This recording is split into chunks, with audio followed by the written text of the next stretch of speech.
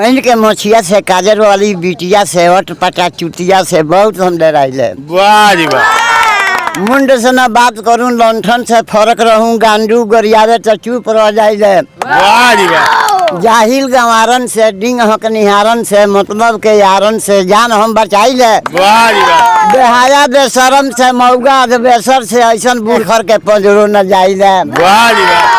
आ रसिया के दया अगर रही हमारे माथे पर तो ऐसा ऐसा लौंडा लोग के पैर लहट दराइले। तो फागुन महीना गोरी सर्दी गरम खुल गया चोली सरक गया बन आ जो के मार दाना दन तड़का सर पैन के मोछिया से काजर वाली बिटिया से वट पटा चुतिया से बहुत हम डराइले। वाह जी वाह।